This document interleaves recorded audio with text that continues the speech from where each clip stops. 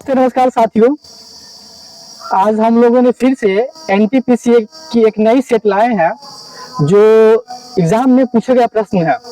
चलिए स्टार्ट करते हैं। पहला क्वेश्चन है कि भारत के राष्ट्रपति द्वारा लोकसभा में एंग्लो इंडियन समुदाय से कितने सदस्यों को मनोनीत किया जाता है। देखिए, तो जब एग्जाम हुआ था इसका आंसर 2 था उस समय, लेकिन अब क्या इसका प्रावधान हो गया है कि 104वें संविधान संशोधन अधिनियम के द्वारा जो लोकसभा और विधानसभा में एंग्लो इंडियन को मनोनीत करने का जो प्रावधान था वह समाप्त कर दिया गया। भारतीय संविधान में आर्टिकल 331 के तहत लोकसभा में 2 एंग्लो इंडियन को मनोनीत करने का प्रावधान था, वही आर्टिकल 333 के तहत विधानसभा में एंग्लो इंडियन को मनोनीत करने का प्रावधान था। चलिए, वही लोकसभा में अभी वर्तमान में 543 सीट है, जो कि पहले 545 था। वही 2 सदस्य एंग्लो इंडियन के द्वारा मनोनीत किया जाता था। मतलब एंग्लो इंडियन को मनोनीत किया जाता था राष्ट्रपति के द्वारा। चलिए, अब अगला क्वेश्चन है GSAT-31 क्या है। तो ऑप्शन है, एक दूर संचार उपग्रह है, प्रायोगिक उपग्रह है, ध्रुवीय उपग्रह है, नौवान उपग्रह है। तो इसका आंसर होगा GSAT-31 एक दूर संचार उपग्रह है। चलिए, अब अगला क्वेश्चन है कि हमारे शरीर में वसा संचय करने वाला ऊतक कौन सा है। तो हमारे शरीर में वसा संचय करने वाला ऊतक कौन है, तो वसा ऊतक है, जबकि वही संयोजी ऊतक ब्लड है। ब्लड को बोलते हैं संयोजी ऊतक, कनेक्टिव टिश्यू बोलते हैं ब्लड को। चलिए, अब अगला क्वेश्चन है, विधवाओं को पुनर्विवाह की अनुमति देने वाला कानून मतलब हिंदू विधवा पुनर्विवाह अधिनियम किस वर्ष पारित किया गया। तो आप जानते होइएगा कि ईश्वर चंद्र विद्यासागर के द्वारा हिंदू विधवा पुनर्विवाह अधिनियम को पारित करवाया गया था। उसमें उनकी बड़ी सहयोग रही थी। किसका? ईश्वर चंद्र विद्यासागर का। वही लॉर्ड डलहौजी के द्वारा इस अधिनियम को क्या किया गया था, तैयार किया गया था, और लॉर्ड कैनिंग के द्वारा इसको पारित किया गया था। जानिएगा 2 क्वेश्चन कि हिंदू विधवा पुनर्विवाह अधिनियम को लॉर्ड डलहौजी द्वारा तैयार किया गया था, वही लॉर्ड कैनिंग के द्वारा इसको पारित किया गया था। चलिए, अब नेक्स्ट क्वेश्चन, भारतीय क्षेत्र का सबसे दक्षिणी छोर कौन है। तो आप जानते होइएगा कि भारतीय क्षेत्र से दक्षिणी छोर कौन है, तो इंदिरा पॉइंट है, जिसे पिग्मेलियन पॉइंट या पार्सन पॉइंट भी कहा जाता है। यह अंडमान निकोबार द्वीप समूह में है। मतलब अंडमान निकोबार द्वीप समूह कहाँ, तो निकोबार द्वीप समूह के ग्रेटर निकोबार में स्थित है। और 2004 में सुनामी आने के कारण पूरी तरीके से निकोबार द्वीप समूह डूब गया हुआ था 2004 में। वही भारत का जो स्थलीय है उसका सबसे दक्षिणी सीमा कौन है, तो कन्याकुमारी है, जिसको केप कोमोडी नहीं बोलते हैं। चलिए, अब नेक्स्ट क्वेश्चन है कि प्रख्यात समाज सुधारक और महिला शिक्षा कार्यकर्ता पंडित रमाबाई मतलब वह किस भाषा की विदुषी थी। तो अंग्रेजी, मराठी, संस्कृत, हिंदी की, तो वह संस्कृत की विदुषी थी। चलिए, अब नेक्स्ट क्वेश्चन, भारत में पहली पैसेंजर ट्रेन कब चलाई गई थी। तो आप सभी जानते हैं कि भारत में पहली पैसेंजर ट्रेन 16 अप्रैल 1853 को चलाई गई थी। कहां से कहां तक था, तो बोरी बंदर बॉम्बे से थाने के बीच कितना किलोमीटर, 34 किलोमीटर। और उसमें 3 लोकोमोटिव था, साहिब, सुल्तान और सिंध। बिल्कुल। और भारत में रेलवे की शुरुआत किसने करवाए थे, तो लॉर्ड डलहौजी के द्वारा। और वर्तमान में विश्व में रेलवे नेटवर्क कई स्थान पर था, 4था स्थान पर। सबसे बड़ा अमेरिका का, दूसरा रूस का, तीसरा चीन का और चौथा भारत का। और उस समय जो रेलवे की शुरुआत हुआ था उसमें ग्रेट इंडियन पेनिनसुला के द्वारा बनाया गया था। दूर संचार क्षेत्र में ISP का क्या होता है, ISP इंटरनेट सर्विस प्रोवाइडर।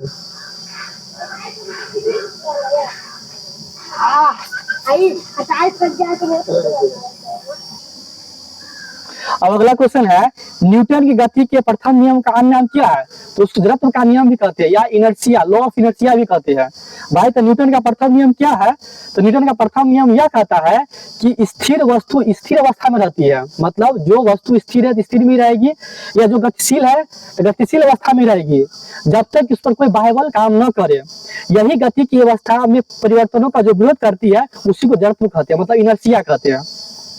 चलिए, अब नेक्स्ट क्वेश्चन, अब सुशील कुमार किस खेल कौन सा खेल खेलते हैं, किस खेल संबंधित है सुशील कुमार, कुश्ती, मुक्केबाजी, भारोत्तोलन, शूटिंग में। तो आप जानते हैं कुश्ती, सुशील कुमार कुश्ती खेलते हैं। अब अगला क्वेश्चन है, चींटी के डंक में कौन सा अम्ल पाया जाता है। चींटी के डंक में कौन सा अम्ल पाया जाता है?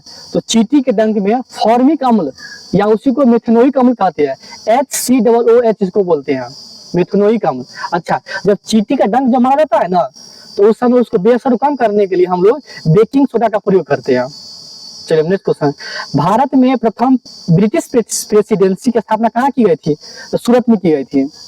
क्लियर। अब अगला क्वेश्चन है, ब्लूटूथ का आविष्कार किसने किया है? ब्लूटूथ का आविष्कार किसने किया है? तो इसका आंसर क्या होगा? जाप हार्टसेन ने ब्लूटूथ का आविष्कार किया था। चलिए, अब है इसमें 4 ऑप्शन है, इसमें पूछ रहा है कि कौन सी एक उत्कृष्ट गैस है? तो नाइट्रोजन, आर्गन, फ्लोरीन, ऑक्सीजन। आप जानते हो कि आर्गन क्या है? एक उत्कृष्ट गैस है जिसको नोबेल गैस भी कहते हैं, जिसको नट गैस भी कहते हैं। यह ग्रुप 18 से संबंधित है। चलिए, अब नेक्स्ट क्वेश्चन है कि अभी वर्तमान में भारत का सबसे नया उच्च न्यायालय कौन सा है? तो आप जानते हो कि 25वां जो उच्च न्यायालय है ना, वो कौन है? अमरावती है। कौन है? अमरावती। अब नेक्स्ट क्वेश्चन है, 1875 में मोहम्मदन एंग्लो ओरिएंटल कॉलेज की स्थापना किसने की, जो बाद में अलीगढ़ मुस्लिम विश्वविद्यालय बन गया? इसका आंसर जानते हो आप लोग? सैयद अहमद खान। मतलब मोहम्मदन एंग्लो ओरिएंटल कॉलेज की स्थापना किसने किया था? तो सैयद अहमद खान ने। कब किया था? 1875 में किया था। भारत में श्वेत क्रांति का जनक किसे कहा जाता है? तो वर्गीज कुरियन कहा जाता है। याद रखिएगा, भारत में श्वेत यानी मिल्क, श्वेत क्रांति का जनक किसका कहा जाता है? तो वर्गीज कुरियन कहा जाता है। भारतीय रिजर्व बैंक की स्थापना कब हुई थी? तो 1 अप्रैल 1935 को हुआ था। अभी हाल ही में 1 अप्रैल को मतलब 90वीं इसकी वर्षगांठ बनाई गई है। 90वीं वर्षगांठ। फतेहपुर सीकरी में बुलंद दरवाजा अकबर द्वारा किसकी विजय का जश्न मनाने के लिए बनाया गया था? तो जानते होंगे आप लोग, गुजरात विजय के मनाया गया था। अब अगला क्वेश्चन है, भारत में प्रोजेक्ट टाइगर कब शुरू किया गया था? तो 1973 में। आप जानते होइएगा कि प्रोजेक्ट टाइगर यानी बाघों को संरक्षण के लिए 1973 में प्रोजेक्ट टाइगर की शुरुआत की गई थी। अब है कि दिल्ली की जामा मस्जिद का निर्माण किस वर्ष पूरा हुआ था? तो 1656 में पूरा हुआ था। और दिल्ली में जामा मस्जिद शाहजहां के द्वारा बनवाया गया है। चलिए आगे क्वेश्चन। अब है एक इतिहास भारत गांधी के बाद, उस किताब किसने लिखा है ना? तो रामचंद्र गुहा ने भारत गांधी के बाद पुस्तक लिखा है। अब अगला क्वेश्चन है कि वर्तमान में संविधान की 8वीं अनुसूची में कितनी भाषाएं हैं? तो वर्तमान में 8वीं अनुसूची में 22 भाषाओं का जिक्र है ना? कितने भाषा है? 22 भाषाओं का जिक्र है। चलिए, अब अगला क्वेश्चन है कि निम्नलिखित में कौन सा निकाय फसलों के लिए न्यूनतम समर्थन मूल्य की सिफारिश करता है?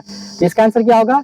CACP। मतलब इसका कृषि लागत और मूल्य आयोग द्वारा फसलों के लिए न्यूनतम समर्थन मूल्य पारित करता है ना?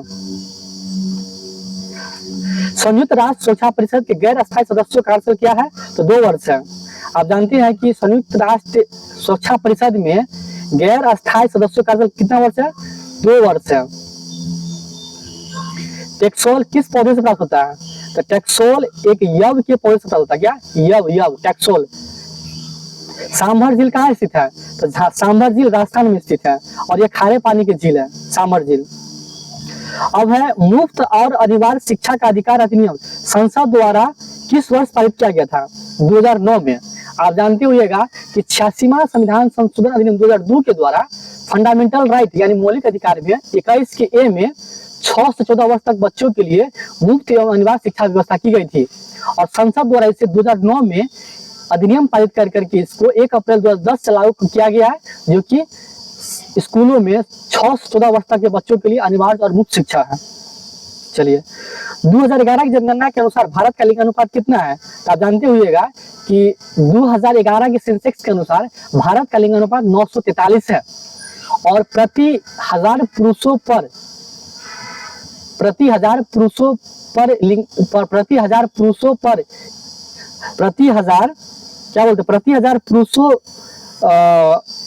पर कितना 943 महिलाएं हैं, है ना? और उच्चतम महिला लिंग अनुपात वाला राज्य कौन है? केरला है, जहाँ 1084 है। न्यूनतम सबसे कम महिला लिंग अनुपात वाला राज्य कौन है? हरियाणा है। और सबसे उच्चतम महिला लिंगानुपात वाला केंद्र शासित प्रदेश कौन है, तो पांडिचेरी है। और सबसे कम महिला लिंगानुपात वाला केंद्र शासित प्रदेश कौन है, तो दमन और दीव है, इसको याद रखिएगा। चलिए अब लास्ट क्वेश्चन है, यूनिसेफ का मुख्यालय कहाँ स्थित है? तो आप जानते होगा कि यूनिसेफ का मुख्यालय कहाँ है, तो न्यूयॉर्क में स्थित है। चलिए इसी के साथ हम लोग जो एनटीपीसी का जो सेट 2 था उसको खत्म किए। अब हम लोग इसके आगे कल का वीडियो दिया जाएगा। जय हिंद दोस्तों।